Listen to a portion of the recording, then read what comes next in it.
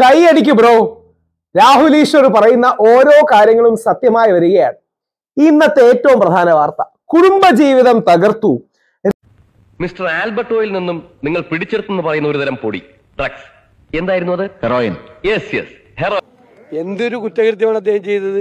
ലഹരി മരുന്ന് അടിവസ്ത്രത്തിൽ ഒളിപ്പിച്ചു കൊണ്ടുവന്ന ഒരാളെ ഒരു വി.ഡി. സതീശനും ഇട്ടുതേണ്ട ഒരു പണി കൊടുത്തേക്കുന്നത്. ഇതിപ്പോ രാഹുലിന്റെ ശാപമാണോ? നിങ്ങൾ തന്നെ പറഞ്ഞ ജനങ്ങളെ. ഇടയ്ക്കൊക്കെ രണ്ടെണ്ണം കൊട്ടിയെന്നും പറഞ്ഞ് കുഴപ്പമൊന്നുമില്ല. കാരണം ഒരുത്തിനെ ഇട്ട് എല്ലാവരും കൂടെ കൊല്ലാക്കൊല ചെയ്ത് രാഹുൽ മാങ്കൂട്ടത്തിനെ ആ സമയത്ത് റിനിക്ക് സപ്പോർട്ട് ചെയ്ത വ്യക്തിയാണ്. നിരപരാധിയായിട്ട് ഇന്ന് നമ്മൾ ചെയ്യാത്ത ഒരു കുറ്റത്തിന് ശിക്ഷ അനുഭവിക്കുന്നതിന്റെ ഒരു ചെറിയൊരു വേദന കിട്ടിയെന്നും പറഞ്ഞ് കുഴപ്പമൊന്നുമില്ല. പുള്ളി തെറ്റുകാരനൊന്നുമല്ല ഈ പറയുന്ന വി.ഡി. സതീശൻ. അതിന്റെ കറക്റ്റ് തെളിവുകളും കാര്യങ്ങളും എല്ലാം കോൺഗ്രസ് കറക്റ്റായിട്ട് അവിടെ പ്രസന്റ് ചെയ്തിട്ടുണ്ട്. അതുകൊണ്ട് അത് പേടിക്കേണ്ട ആവശ്യമില്ല. പിന്നെ രാഹുൽ മാങ്കൂട്ടം ഇലക്ഷന് നിൽക്കണമെന്ന് താല്പര്യമുള്ളവർ ലൈക്ക് അടിക്കുക, നിങ്ങളുടെ അഭിപ്രായങ്ങൾ കമന്റ് ബോക്സിൽ കൊടുക്കുക. അഭിപ്രായം കൊടുക്കുക. എന്താണ് ഇപ്പൊ വി.ഡി. സതീശന് കിട്ടിയിരിക്കുന്നത്? കർമ്മയാണോ ഇല്ലെന്നൊക്കെ നിങ്ങളൊന്ന് കറക്റ്റായിട്ടൊന്ന് കമന്റ് ബോക്സിൽ ഒന്ന് രേഖപ്പെടുത്തിയ ഉപകാരമായിരിക്കും. രാഹുൽ ഈശ്വറിനെതിരെ വീണ്ടും പരാതിയുമായി യുവതി. ജാമ്യ വ്യവസ്ഥ ലംഘിച്ചെന്ന് രാഹുൽ മാങ്കൂട്ടത്തിലെ കേസിലെ പരാതിക്കാരി എന്നുള്ള രീതിയിലാണ്. കൊള്ളാലോ. ഇന്നലെ പരാതിയായിട്ട് വന്നത് നിന്റെ ഹസ്ബൻഡ് അല്ലേ? ഈ പറയുന്ന രാഹുൽ ഈശ്വറാണോ? ഹസ്ബൻഡല്ലേ വന്നേ? ഇവർ തമ്മിൽ പിണക്കത്തിലല്ലേ? ഇവർ തമ്മിൽ അടിച്ചു പിരിഞ്ഞിരിക്കുന്ന സമയത്ത് എന്തിന് ഇപ്പൊ ഇങ്ങനെ പറയേണ്ട ആവശ്യമുണ്ടോ? അപ്പൊ ഇവരെല്ലാം പ്ലാൻഡ് അല്ലേ? നിങ്ങളതിനെ ആലോചിക്കും. ഭാര്യയും ഭർത്താവും കൂടെ ചേർന്ന് നടത്തുന്ന ഒരു പ്ലാൻ പരിപാടിയാണെങ്കിലോ? ഒന്ന് ആലോചിച്ച് നോക്കുക. അവർ പരസ്പരം അടിച്ചു പിരിഞ്ഞ് അങ്ങനെയാണ് ഇവർ തമ്മിൽ ബന്ധത്തിലായെന്ന് പറയുന്നു. ഇപ്പൊ ഇവർക്ക് എന്താ നേട്ടം? ഇന്നലെ ഭർത്താവല്ലേ വന്നെ, അവനെതിരെയല്ലേ സംസാരിച്ചേ? ഈ പറയുന്ന രാഹുൽ ഈശ്വർ ഇന്നലെ പറഞ്ഞതെന്താ? ഇന്നലെ നല്ല കഴിഞ്ഞ 1-2-3 മാസം കൊണ്ട്, സോറി, ഈ പെണ്ണും ചെറുക്കന്റെ വിഷയം വന്നത് എപ്പോഴാണ്? ഒരു മാസം. ഈ ഒരു മാസം കൊണ്ട് പറഞ്ഞുകൊണ്ടിരിക്കുന്നത് എന്താണ്? യുവതിയുടെ ഭർത്താവുണ്ട് എന്നാ പറയുന്നത്. ആണല്ലോ, യുവതിക്ക് ഭർത്താവുണ്ട്. പക്ഷെ മീഡിയയിൽ 100% മീഡിയയിൽ ചർച്ച ആയിട്ടില്ല ആ ഒരു വിഷയം. യുവതിയുടെ ഭർത്താവ് ഉള്ള വിഷയം ചർച്ച ചെയ്തിട്ടില്ല. ഇന്നലെയാണ് ഭർത്താവിനെ മീഡിയക്കാർ കൊണ്ടുവരുന്നത്. ആലോചിച്ചേ. സത്യത്തിൽ ഇതൊക്കെ എന്തുവാ ഈ നാടകമൊന്നും ഒരു പിടുത്തവും കിട്ടുന്നില്ല. രാഹുൽ ഈശ്വർ കറക്റ്റ് വിവരങ്ങൾ സോഷ്യൽ മീഡിയയിൽ വിളിച്ചു പറഞ്ഞിട്ടുണ്ടായിരുന്നു. ഇവരുടെ ഒറ്റ ലക്ഷ്യമുള്ളൂ, രാഹുൽ മാങ്കൂട്ടത്തിനെ തകർക്കുക. ആ പേരും വെച്ചുകൊണ്ട് ഇങ്ങനെ ഇവർ കാണിക്കുന്ന ഇന്നലെ മറ്റേ ജട്ടി കേസ് കേട്ടുണ്ടല്ലോ ആന്റണിയുടെ, അത് മറക്കുക. അത് മറച്ചു കൊണ്ടുവരാൻ വേണ്ടി ഇന്ന് രാവിലെ വി.ഡി. സതീശന്റെ കാര്യം പൊക്കിക്കൊണ്ടുവരികയും ചെയ്തു. ഇത് എങ്ങോട്ടായി പോകുന്നേ? ഓക്കെ, നമുക്ക് വി.ഡി. സതീശന്റെ ഒരു ചെറുതായിട്ടൊന്ന് പറഞ്ഞു പോവാം.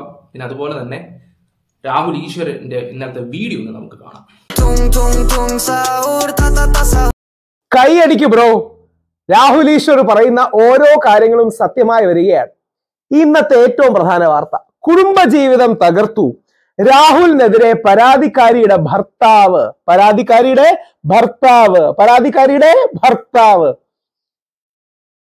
ഈ സത്യം നിങ്ങളോട് ആദ്യം വിളിച്ചു പറഞ്ഞത് ആരാണ്? 99% മാധ്യമങ്ങളും, 99 അല്ല 100% മാധ്യമങ്ങളും അത് മറച്ചു വെച്ചില്ലേ? യഥാർത്ഥത്തിൽ ആ വ്യാജ പരാതിക്കാരി അല്ലെങ്കിൽ വ്യാജ അതിജീവിത, എന്തുകൊണ്ടാണ് വ്യാജ അതിജീവിത എന്ന് വിളിക്കുന്നതെന്ന് അറിയാമോ? അതിജീവിത എന്ന വാക്കിന് ഒരു മഹത്വമുണ്ട്. അതിജീവിത എന്ന വാക്കിന് ഒരു നന്മയുണ്ട്.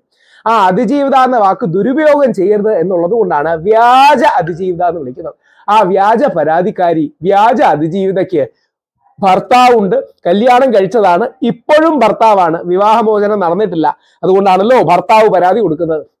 ഈ സത്യം വിളിച്ചു പറഞ്ഞതിനല്ലേ എന്നെ ഇത്രയും വേട്ടയാടാൻ അവർ ശ്രമിച്ചത്? ഇപ്പോഴും എന്താ ചെയ്തോണ്ടിരിക്കുന്നത്? ഇപ്പൊ ഒരു ഇലക്ഷൻ ആയിരുന്നെങ്കിൽ പുള്ളിയെ വീണ്ടും തൂക്കിയെടുത്തോണ്ട് പോയാൽ വിഷയം മാറ്റാൻ വേണ്ടി. ഭാര്യയും ഭർത്താവും ഡിവോഴ്സ് ആയിട്ടും ഇല്ല, എന്നിട്ട് തോന്നിയെടുത്ത് പോയി തോന്നിവാസം കാണിച്ചതും പോരാ. എന്നിട്ട് ഇപ്പം ഭർത്താവ് ഇന്നലെ വന്നപ്പം ന്യായീകരിച്ചു വരുന്നത്.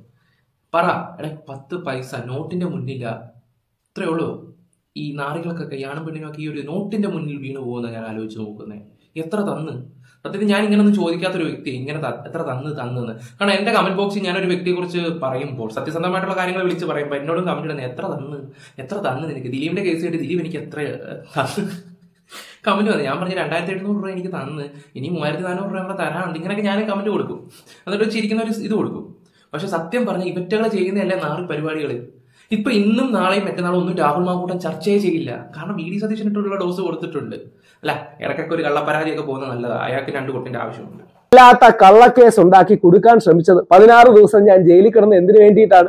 ഈ സാധനം, അതായത് ഇവർ ഈ മാധ്യമങ്ങളിലും ഈ വ്യാജ പരാതിക്കാരിയും എല്ലാം ഇങ്ങനെ കൊണ്ടുവന്ന വലിയൊരു കള്ളപ്പരാതിയുടെ ബലൂൺ ഞാൻ ചെറിയൊരു മുട്ടുസൂചി എടുത്തൊരു ഒറ്റ കുത്തിലങ്ങ് പൊട്ടിച്ചു. അതിന്റെ ദേഷ്യമായിരുന്നു എന്നോട് യഥാർത്ഥത്തിലുള്ളത്. പിന്നീട് ഇലക്ഷന് സ്ത്രീപക്ഷ സുരക്ഷ എന്ന നെറേറ്റീവ് ഇങ്ങനത്തെ കാര്യങ്ങളൊക്കെ അല്ലേ. അതായത് ശബരിമല സ്വർണ്ണക്കൊള്ള മറയ്ക്കാൻ സ്ത്രീപക്ഷ നറേറ്റീവാണ് തങ്ങളെന്ന് വ്യാജമായി നമ്മുടെ സാക്ഷാൽ മുഖ്യമന്ത്രി അവർകൾ വരെ, ശ്രീ പിണറായി വിജയൻ അവർകൾ വരെ ഒരു നറേറ്റീവ് ഉണ്ടാക്കാൻ അതിനെ ഏറ്റവും ശക്തമായിട്ട് എതിർത്തിരുന്നതും സാമൂഹിക മാധ്യമങ്ങളിൽ എതിർത്തിരുന്ന എന്നെ അറസ്റ്റ് ചെയ്താൽ അത് തീരും എന്ന ധാരണയിലാണ്. എന്തായാലും ഇപ്പൊ ഒരു കാര്യം എല്ലാവർക്കും മനസ്സിലായല്ലോ, 99% മാധ്യമങ്ങളും മറച്ചു വെച്ചു അവർക്കൊരു ഭർത്താവുണ്ട്. ആ ഭർത്താവ് ഇന്ന് പരാതി കൊടുത്തു. ഞാൻ ഈ സത്യം വെളിയിൽ കൊണ്ടുവന്നപ്പോ എല്ലാ മാധ്യമങ്ങളും മറുപക്ഷത്തു നിന്ന് വേറൊരു പുതിയ കള്ളം ഉണ്ടാക്കി. 4 ദിവസമേ കല്യാണം ഉണ്ടായിരുന്നുള്ളൂ, 1 മാസത്തിനകം കല്യാണം ഒഴിഞ്ഞു എന്ന്. കല്യാണം ഒഴിഞ്ഞാൽ എങ്ങനെയാ ഭർത്താവിന് പരാതി കൊടുക്കാൻ പറ്റുക? കല്യാണം ഒഴിയുക എന്നൊരു പരിപാടിയില്ല. ഞാനേ കുറച്ച് അഹങ്കാരം പറഞ്ഞോട്ടെ, നിങ്ങൾ ഓരോ മലയാളിയിലും ചിന്തിക്കണം. രാഹുൽ ഈശ്വറിനെ പോലെ സത്യം പറയുന്ന കുറച്ചുപേരില്ലായിരുന്നെങ്കിൽ ഈ നാട്ടിലെ മീഡിയയും പോലീസും പ്രോസിക്യൂഷനും എന്തുമാത്രം കള്ളങ്ങളായിരിക്കും നിങ്ങളോട് പറയുക. ശ്രീ ദിലീപിന്റെ വിഷയത്തിൽ ശ്രീ രാഹുൽ മാങ്കൂട്ടത്തിൽ പണ്ട് ഈ സോഷ്യൽ മീഡിയ ഇപ്പൊ കൂടുതൽ റിയാക്ഷൻസ് വീഡിയോസ് ഞങ്ങളെപ്പോലുള്ള കുറെ ഒരു 10-15 പേര് ഇറങ്ങി തിരിച്ചിട്ടുണ്ട്. ഓരോ വിവരങ്ങളും കറക്റ്റായിട്ട് കുത്തിപ്പോക്കും. അതുപോലെ തന്നെ രാഹുൽ ഈശ്വർ ആണെങ്കിൽ പോലും എല്ലാം കറക്റ്റായിട്ട് കൊണ്ടുവന്ന് നിങ്ങളുടെ ജനങ്ങളുടെ മുന്നിൽ എത്തുമ്പോൾ ഈ മീഡിയക്കാർ ബിഗ് സോർ ആയിക്കൊണ്ടിരിക്കുകയാണ്. ഞാൻ അവരെ കുറ്റം പറയുകയല്ല, പക്ഷെ എന്ത് ചെയ്യാനാ, അവരുടെ സിറ്റുവേഷൻ കൊണ്ട് അവർ കാണിക്കുന്ന ഓരോ രീതികളാണെങ്കിലും ഒന്ന് ആലോചിച്ച് നോക്കുക. എത്ര ആൾക്കാർക്കാണ് പ്രശ്നം വരുന്നത് നിങ്ങളൊന്ന് ആലോചിക്കണം. എത്ര ആൾക്കാർക്കാണ് ഒരു ഭരണം പിടിച്ചെടുക്കാൻ വേണ്ടി കാണിക്കുന്ന ഓരോ കള്ളങ്ങൾ. പണ്ടത്തെ കാലഘട്ടത്തിലായിരുന്നെങ്കിൽ 100% ജനങ്ങൾ ഇത് വിശ്വസിച്ചായിരുന്നു. പത്രം വായിച്ച് അല്ലെങ്കിൽ അവിടെ നിന്നുള്ള മുക്കും മൂലകളും കേട്ട് ഈ ചായക്കടയിലൊക്കെ പോയിരുന്നിട്ട് ഓരോ സംസാരങ്ങളൊക്കെ സംസാരിക്കുന്നതൊക്കെ നിങ്ങൾ ശ്രദ്ധിക്കും. അത് അങ്ങനെ ആയിരുന്നില്ലേ സംഭവം, രാഘവൻ പറഞ്ഞ കറക്റ്റ് കാര്യങ്ങളാണ്, അയ്യോ വീടി സദൃശ്യം കാണിച്ച് തോന്നിയ ഇനി ഭരണമേ വേണ്ട, അതൊരു 10 പേരോട് പറഞ്ഞ് 100 വോട്ടാണ് പോകുന്നത്. ആണ് അങ്ങനെയൊക്കെയാണ് പണ്ട് ഭരണം പോയിക്കൊണ്ടിരുന്നത്. പണ്ടത്തെ കമ്മ്യൂണിസ്റ്റ് ഒക്കെ കിടുവായിരുന്നു. ഇപ്പൊ പക്കാ തോന്നിവാസമാണ് കാണിച്ചുകൊണ്ടിരിക്കുന്നത്. എന്തായാലും 30 വർഷം മുമ്പുള്ള ജട്ടി കേസ് വരെ ഇപ്പൊ കുത്തിപ്പൊക്കി വരുന്നുണ്ട്. അതിൽ അതേ വർഷം തന്നെ ശ്രീനിവാസന്റെ ഒരു പടത്തിൽ അത് ഇൻക്ലൂഡ് ചെയ്തിട്ടുണ്ടായിരുന്നു. ഞാൻ അതും കൂടെ ഒന്ന് വെച്ചുതരാം. പിന്നെ ബാക്കി കൂടെ രാഹുൽ ഈശ്വർ പറയുന്നത് വെക്കാം. കൂട്ടത്തിന്റെ വിഷയത്തിൽ നിങ്ങളെ എത്രമാത്രം പറ്റിക്കുകയാണ്. ഞാൻ കേൾക്കുന്ന നിങ്ങൾ ഓരോരുത്തരോട് പറയുന്നത്, നിങ്ങൾ കമ്മ്യൂണിസ്റ്റുകാരനാകാം, കോൺഗ്രസ്സുകാരനാകാം, BJP കാരനാകാം, പാർട്ടി ഉള്ളവനാകാം, ഇല്ലാത്തവനാകാം. പക്ഷെ സത്യം എന്നൊരു കാര്യമില്ലേ? നാളെ നമ്മുടെ മക്കളും നമ്മുടെ സഹോദരങ്ങളും നമ്മുടെ സുഹൃത്തുക്കളും ഇങ്ങനെ വേട്ടയാടപ്പെടില്ലേ? രാഹുൽ മാങ്കൂട്ടത്തിന്റെ കാര്യത്തിൽ വ്യാജ പരാതിയാണ് എന്ന് സൂചിപ്പിച്ച ഓരോരോ കാര്യങ്ങളായി സത്യമായി തെളിയുകയാണ്. ആ പരാതി കൊടുത്ത ചെറുപ്പക്കാരനോടൊപ്പമാണ് ഞാൻ. വേറൊന്നും കൊണ്ടല്ല, എന്താ അറിയാമോ, അവനാണ് യഥാർത്ഥത്തിൽ ഇര. ആ പാവപ്പെട്ട ഭർത്താവാണ് യഥാർത്ഥത്തിൽ ഇര. അവനോടൊപ്പമാണ്. അവന്റെ ജീവിതം തകർന്നു, അവന്റെ സമ്പത്ത് തകർന്നു. അവൻ നമ്മളെ പോലൊക്കെ ഒരു മിഡിൽ ക്ലാസ്സിൽ നിന്നും വല്ലതും ജനിച്ചു വളർന്ന ജോലി ചെയ്ത് വരുന്ന പയ്യനാണ്. അപ്പോ അവന് എന്താ പറയുക, അവന്റെ ജീവിതത്തിലെ സമ്പത്ത്, അവന്റെ ജീവിതത്തിൽ ഇതുവരെയുള്ള സമ്പാദ്യം വെച്ചായിരിക്കും കല്യാണം നടത്തിയത്. വീട്ടുകാരുടെ നാണക്കേട്, നാട്ടിലെ നാണക്കേട്. അതുകൊണ്ട് ആ ചെറുപ്പക്കാരനോടൊപ്പം തന്നെ നമ്മൾ നിൽക്കണം. ഞാൻ എത്രമാത്രം രാഹുൽ മാങ്കൂട്ടത്തിനോട് നിന്നോ അതിനേക്കാൾ ആ പയ്യനോടൊപ്പം നിൽക്കും. വേറൊന്നും കൊണ്ടല്ല, ഹീ ഈസ് റോങ്ഡ്. അല്ലെങ്കിൽ അവനാണ് യഥാർത്ഥത്തിൽ ഇതിലെ ഇര, അവനാണ് അതിജീവിതൻ. അവനെയും പറ്റിച്ചു, രാഹുൽ മാങ്കൂട്ടത്തിനെയും പറ്റിച്ചു. അപ്പോ യഥാർത്ഥത്തിൽ ഇതിലെ യഥാർത്ഥ വില്ലൻ ആരാണ് നിങ്ങൾ ഓരോരുത്തരും ചിന്തിച്ചാൽ മതി. ഇതിലെ യഥാർത്ഥ വില്ലൻ ആരാണെന്ന് നമ്മൾ ഓരോരുത്തരും ചിന്തിക്കണം. അപ്പോ രാഹുൽ മാങ്കൂട്ടത്തിന്റെ കേസിൽ ഓരോരോ സത്യമായി വെളിയിൽ വരികയാണ്. ഈ സത്യം പറയുന്നത് രാഹുൽ ഈശ്വറിനെ പോലെ 1% ആൾക്കാർ മാത്രമാണ്. 99% ആൾക്കാരും അപ്പുറത്ത് നിന്ന് കള്ളം പറയുക. ബ്രോ അയാൾക്ക് സപ്പോർട്ട് ചെയ്തിട്ടുണ്ടെങ്കിൽ അയാളുടെ വൈഫ് കൊണ്ടുപോയി നിങ്ങളെ പേര് കേസ് കൊടുത്ത് നിങ്ങളൊക്കെ അയാൾക്ക് സപ്പോർട്ട് ചെയ്ത് സംസാരിച്ചിട്ടുണ്ട്. പക്ഷെ ഒരു കാര്യം ഞാൻ തുറന്നു പറയാം, ഇവരെല്ലാം പ്ലാൻഡ് ആണ്. ഈ 2 വ്യക്തികൾ അവന്റെ കാര്യം സംസാരിക്കുന്നതിന് എന്തിന് ഇവള് കൊണ്ട് പരാതി കൊടുക്കണം? ഒരുപാട് ചോദ്യങ്ങളുണ്ട് ഇതിലിപ്പം. രാഹുൽ ഈശ്വർ പിന്നെയും പെട്ടുപോകാന്ന് എനിക്ക് തോന്നുന്നത്. ഇനി ചിലപ്പോൾ കോടതി വിളിപ്പിക്കാം, സംസാരിക്കാം, വളച്ചൊടിക്കാം. എന്തായാലും ഒരു വലിയൊരു ടീം ഇതിന്റെ പുറകിലുണ്ടെന്ന് നമുക്ക് മനസ്സിലാക്കാൻ പറ്റുന്ന ഒരു കാര്യം. വലിയൊരു ടീം. എന്തായാലും ഇദ്ദേഹം അതായത് വേട്ടനായികളെ പോലെ ആൾക്കാരുടെ മേലിൽ ആക്രമിക്കുമ്പോൾ കൈയടിച്ച് പ്രോത്സാഹിപ്പിക്കുകയാണ്, കല്ലെറിഞ്ഞ് കൊല്ലാൻ ശ്രമിക്കുകയാണ്, വീണ് കിടക്കുന്നവനെ ചവിട്ടാൻ ശ്രമിക്കുകയാണ്. എന്നെ പോലെ 1% ആൾക്കാർ, നമ്മളെ പോലെ ഇത് കാണുന്ന ഇതിനെ പിന്തുണയ്ക്കുന്ന സത്യസന്ധരായ 1% ആൾക്കാർ മാത്രമാണ് ഇതിനെതിരെ പോരാടുന്നത്. ആ 1%ത്തിലാണ് ഏതൊരു രാജ്യത്തിന്റെയും ഭാവി. ആ 1%മാണ് ഏതൊരു രാജ്യത്തെയും മുമ്പോട്ട് നയിക്കേണ്ടത്. ആ 1%മാണ് മഹാത്മാഗാന്ധി കാണിച്ചു തന്ന അദ്ദേഹത്തിന്റെ പാത. അതാണ് എക്കില ചലൂരെ എന്ന അദ്ദേഹത്തിന്റെ ഒറ്റയ്ക്കാണെങ്കിലും ബാക്കി ആരും കൂടിയില്ലെങ്കിലും സത്യത്തിന്റെ പാതയിൽ പോകുക എന്ന രാഷ്ട്രപിതാവ് പഠിപ്പിച്ച യഥാർത്ഥ കാര്യം. നമുക്ക് ആ 1% ആകാം. ഈ കള്ള പരാതികൾക്കെതിരെ, വ്യാജങ്ങൾക്കെതിരെ നമുക്ക് പ്രതിരോധമൊരുക്കാം. ഈ വിഷയത്തിന്റെ സത്യം മനസ്സിലാവും. ഇപ്പോഴെങ്കിലും ആൾക്കാർക്ക് സത്യം മനസ്സിലായി എന്ന് കരുതുന്നു. രാഹുൽ ഈശ്വർ മാത്രമാണ്, അല്ലെങ്കിൽ എന്നെ പോലെ 1% മാത്രമാണ് യഥാർത്ഥത്തിൽ ഇത് നടക്കുന്നത് വ്യാജ പരാതികളാണെന്ന് ചൂണ്ടിക്കാണിച്ചത്. യഥാർത്ഥത്തിൽ ഒരു ഭർത്താവ് ഉണ്ടായിരുന്നു എന്ന് ചൂണ്ടിക്കാണിച്ചത്, ഇപ്പോഴും ഡിവോഴ്സ്ഡ് ആയില്ല എന്ന് ചൂണ്ടിക്കാണിച്ചത്. അതെല്ലാം സത്യമായി വന്നിരിക്കുകയാണ്. നിങ്ങൾ ഓരോരുത്തരും ഇത് കാണണം. സത്യമേവ ജയതേ. സത്യത്തിന് വേണ്ടി നമ്മൾ പോരാടണം. നമ്മളെ കുറച്ചു കാലം ജയിലിലൊക്കെ ഇടുമായിരിക്കും, പക്ഷെ ആത്യന്തികമായി നീതിയും സത്യവുമുള്ള ഒരു രാജ്യം ഉണ്ടാക്കാൻ നമുക്ക് കഴിയും. നമ്മൾ അതിന് പരാതിക്കാരിക്ക് പൊള്ളാനുള്ള കാര്യം മനസ്സിലായല്ലോ. അവരുടെ കള്ളങ്ങളും കാര്യങ്ങളും എല്ലാം പുറത്തു വന്നു എന്നുള്ള ഒറ്റ കാര്യം കൊണ്ടാണ് ഈ മനുഷ്യനെ പിന്നെയും തളർത്താൻ നോക്കുന്നത്. അങ്ങനെയൊന്നും തളരുന്നേനെ വല്ലടോ ഇത്. ഞങ്ങള് കൂടുണ്ട്, ജനങ്ങൾ കൂടുണ്ട്. ഇതിപ്പോ ഞാനൊരു കാര്യം പറയട്ടെ, 140 സീറ്റും ഇങ്ങനെയാണ് ഈ കോൺഗ്രസ് പിടിച്ചു വരും. 140 സീറ്റും 100 എന്താ പറയുക, 140 കിട്ടില്ലെങ്കിൽ 110 കിട്ടിയാൽ സന്തോഷം. അത്രയ്ക്ക് മുടിപ്പിച്ച് നാറികൾ. ഇനിയും ഭരണം കിട്ടുവാണെങ്കിൽ വല്ലതും നമ്മളുടെ രാജ്യം വിടുന്നതായിരിക്കും നല്ലത്. സത്യം, ബംഗാളിൽ പോയി താമസിച്ചാൽ അന്തസ്സുണ്ട്. സീരിയസ്ലി ഞാൻ പറഞ്ഞത്.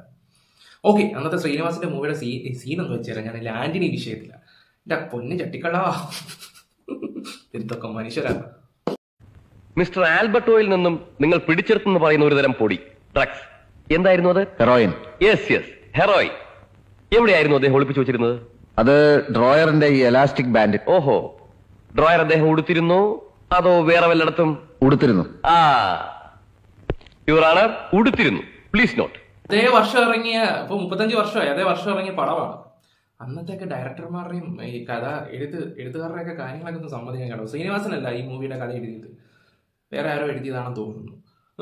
എന്തായാലും കാരണം പണ്ടൊക്കെ ശ്രീനിവാസൻ ഇങ്ങനെ ഒരു പരിപാടി ഉണ്ട്. അതേ സിനിമയുടെ അല്ലെ അതേ വിഷയങ്ങൾ എന്തെങ്കിലും നാട്ടിലുണ്ടെങ്കിൽ അദ്ദേഹം കഥയിലൊക്കെ ഇൻക്ലൂഡ് ചെയ്യുന്ന ഒരു വ്യക്തിയാണ്. ഇത് വേറെ ഏതൊരു മനുഷ്യൻ എഴുതിയതാണെന്നാണ് തോന്നുന്നത്. ഞാൻ കൂടുതൽ സെർച്ച് ചെയ്തിട്ടില്ലായിരുന്നു. അന്നത്തെ വിദേശി എല്ലാം അതുപോലെ ഉണ്ട്. ഞാൻ കുറച്ചേ വെക്കുന്നുള്ളൂ, എന്നാലും നിങ്ങളൊന്ന് കാണാം. Your honour, this is MO2. Heroin കൈവശം വച്ചു എന്ന കുറ്റത്തിന് മിസ്റ്റർ ആൽബർട്ടോയ്ക്കെതിരെ പോലീസ് ചാർജ് ചെയ്ത കേസിലെ തൊണ്ടി സാധനങ്ങളിൽ ഏറ്റവും പ്രധാനപ്പെട്ട ഒന്നാണ് എലാസ്റ്റിക് ബാൻഡുള്ള ഈ ഡ്രോയർ. തത്സമയം മിസ്റ്റർ ആൽബർട്ടോ ഇത് ധരിച്ചിരുന്നു എന്നും അദ്ദേഹത്തിന്റെ അരയിൽ നിന്നും ഈ ഡ്രോയർ അഴിച്ചെടുത്തതാണെന്നും അന്വേഷണ ഉദ്യോഗസ്ഥൻ മിസ്റ്റർ ജെയിംസ് പള്ളിത്തറയും മുമ്പ് ഇവിടെ വിസ്തരിച്ച SI നന്ദകുമാറും ഈ കോടതി മുമ്പാകെ ധരിപ്പിച്ചിട്ടുള്ളതാണ്. ഡ്രോയർ മിസ്റ്റർ ആൽബർട്ടോവിനെ ഒന്ന് ഉടുപ്പിക്കാമോ? ഇതല്ല, ആ ഡ്രോയർ ഇതല്ല. Yes, this is the one which you produce before the court. തൊണ്ടി സാധനങ്ങളുടെ കൂട്ടത്തിൽ പോലീസ് കോടതിയിൽ ഹാജരാക്കിയ ഡ്രോയർ ഇതാണ്. പറയണം. നിങ്ങൾ കണ്ടല്ലോ പണ്ട് പടത്തിൽ വന്ന സീനൊക്കെയാ. എടാ ഇതൊക്കെ എന്താ കർമ്മയെന്ന് പറഞ്ഞൊരു സംഭവമുണ്ട്. അത് ഏതെങ്കിലും ഒരു കാലത്ത് അടിക്കുമെന്ന് പറഞ്ഞാൽ അത് കറക്റ്റ് കാര്യങ്ങളാ. ഓക്കെ, ഇന്ന് VD സതീശനെയാണ് എല്ലാവരും ടാർഗറ്റ് ചെയ്ത് വെച്ചിരിക്കുന്നത്. നമ്മുടെ പുനർജിനി, എന്റെ ദൈവമേ, പാവങ്ങളെല്ലാവരും വയനാട്ടിൽ സുൽത്താൻ ബത്തേരി അവിടെ നിൽപ്പുണ്ട്. എല്ലാ ആൾക്കാരും, എല്ലാ കോൺഗ്രസ്സുകാരും VD സതീശന്റെ കൂടെ ഉണ്ട് കേട്ടോ.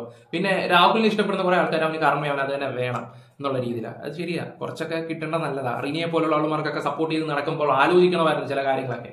പോട്ട്, ഇനി അത് പറഞ്ഞിട്ട് കാര്യമില്ല. എന്തായാലും പുള്ളിയുടെ ഞാൻ ആ ഒരു കേസ് സംബന്ധമായിട്ട് ഞാൻ പിന്നെ വിശദമായിട്ടൊരു വീഡിയോ ചെയ്യുന്നതാണ്. എന്തായാലും നമ്മുടെ മറ്റേ ആന്റിനെ കുറിച്ച് പറയുന്നതാണെന്ന് വെച്ചാൽ എന്തൊരു കുറ്റകൃത്യമാണ് അദ്ദേഹം ചെയ്തത്.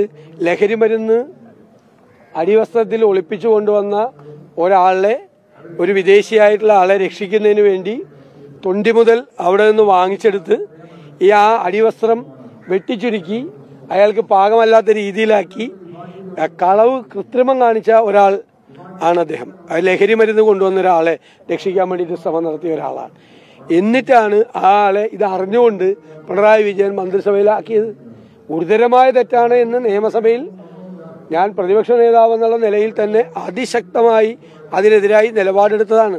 അദ്ദേഹത്തെ 2.5 വർഷം മന്ത്രിയാക്കി കൊണ്ട് നടന്നു. ഇതറിഞ്ഞുകൊണ്ടാണ്. ഈ എല്ലാ ഇന്റലിജൻസും എല്ലാം സംവിധാനം ഉള്ളതാണ് പോലീസ്. എന്നിട്ട് ഇങ്ങനെ ഒരാളെ മന്ത്രിയാക്കി. ഒരിക്കലും ആക്കാൻ പാടില്ലായിരുന്നു അദ്ദേഹത്തെ നിയമസഭയിൽ പോലും മത്സരിക്കാൻ സീറ്റ് കൊടുക്കാൻ പാടില്ലായിരുന്നു. കാരണം ഗുരുതരമായൊരു കുറ്റകൃത്യമാണ് അദ്ദേഹം ചെയ്തത്. ഒരാൾക്കും യോജിക്കാൻ പറ്റാത്ത, എന്നിട്ട് വെറുതെ വിടുകയും ചെയ്തു. ഈ പ്രതിയെ, ഈ വിദേശിയായിട്ടുള്ള ആളെ വെറുതെ വിടാൻ ഈ കൃത്രിമം കാണിച്ച് ചെയ്തു. കോടതിക്ക് സംശയം തോന്നിയതുകൊണ്ടാണ് കോടതി 2ാമത് തെളിവെടുത്ത് ചെയ്തത്. ഇത് തന്നെയാണ് ഇപ്പോഴും ചെയ്തുകൊണ്ടിരിക്കുന്നത്. ശബരിമല സ്വർണ്ണക്കൊള്ള കേസിൽ സ്വർണം കൊള്ള ചെയ്ത ആളുകൾ മുഴുവൻ CPM നേതാക്കന്മാർ ജയിലിൽ കിടക്കാണ്. അവരെ ഇപ്പോഴും സംരക്ഷിക്കുകയാണ്. ഒരു നടപടി അവർക്കെതിരെ എടുക്കൂല. അവരെ പ്രൊട്ടക്ട് ചെയ്യാൻ അവർക്ക് 30 വർഷം കഴിഞ്ഞിട്ട് ഓക്കെ, ശബരിമല വിഷയം ഈ സർക്കാർ കാണിച്ചത് തോന്നിവാസമാണെന്ന് ഒരു പക്ഷെ തെളിഞ്ഞാലാ നിങ്ങളിപ്പോൾ ദുഃഖിക്കേണ്ടി വരും. ആ സമയത്ത് നിങ്ങൾ ദുഃഖിക്കേണ്ടി വരും. അതുകൊണ്ട് ഇപ്പൊ തന്നെ ഏകദേശം കാര്യങ്ങളൊക്കെ മനസ്സിലായല്ലോ. എല്ലാം വളച്ചൊടിക്കാൻ വേണ്ടിയാണ് പല കള്ളങ്ങളും അവർ വിളിച്ചു പറയുന്നത്. പല കള്ളങ്ങൾ ഞാനിപ്പോൾ ഒരൊറ്റ ഷോട്ടിലാണ് പറയുന്നത് ഈ കാര്യങ്ങളെല്ലാം. ചിലപ്പോൾ കുറച്ച് എന്താ പറയണ്ടേ, കുറച്ച് മിസ്റ്റേക്കുകളും കാര്യങ്ങളൊക്കെ പറ്റിയെന്നുണ്ടാവാം. എൻ്റെ സംസാരത്തിലാണെങ്കിൽ എനിക്ക് ചെറിയൊരു ബുദ്ധിമുട്ടുണ്ട്, വയ്യാതിരിക്കുകയാണ്. അതുകൊണ്ടാണ് ഞാൻ ഇതിപ്പോൾ നിങ്ങളോട് പറഞ്ഞതേ ഉള്ളൂ. നിങ്ങൾ അതുകൊണ്ട് അടുത്ത ഇലക്ഷൻ വരുന്ന സമയത്ത് അറിഞ്ഞ് ഇവന്മാരെ പണിയണം. ഈ ഒരു പാർട്ടിയെ ഈ പൂലോത്ത് കയറരുത്, ഈ ഒരു പാർട്ടി കയറരുത് ദയവ് ചെയ്തിട്ട്. എനിക്ക് അത്രയും നിങ്ങളോട് പറയാനുള്ളൂ. എന്തായാലും VD സതീശന്റെ അടുത്ത വിഷയമായിട്ട് ഞാൻ നിങ്ങളടുത്ത് വരുന്നതായിരിക്കും. എന്തായാലും നിങ്ങളുടെ അഭിപ്രായങ്ങൾ കമന്റ് ബോക്സിൽ രേഖപ്പെടുത്തുക. അതുപോലെ തന്നെ രാഹുൽ മാങ്കൂട്ടം സ്വതന്ത്രനായിട്ടാണെങ്കിൽ നിന്ന് അയാൾ ജയിക്കണം എന്നാണ് എൻ്റെ ഒരു ഇത്. നിങ്ങളും രാഹുൽ മാങ്കൂട്ടം എവിടെ നിന്നാലും ജയിക്കണം. നിങ്ങൾ അതുപോലെ കട്ട സപ്പോർട്ട് കൊടുക്കണം ആ ഒരു വ്യക്തിക്ക്, ഏത് ഭാഗത്ത് നിന്നാലും. അതുപോലെ തന്നെ ഇറങ്ങി തിരിച്ച രാഹുൽ ഈശ്വറിനും, കാരണം എല്ലാവരും ഒറ്റപ്പെടുത്തിയ മനുഷ്യനെ ഇപ്പൊ കണ്ടില്ല ഓരോന്നോരോന്ന് തെളിഞ്ഞു വരുന്നത്. ഓക്കെ, എന്തായാലും നിങ്ങളുടെ അഭിപ്രായങ്ങൾ കമന്റ് ബോക്സിൽ രേഖപ്പെടുത്തുക. Bye, love you all.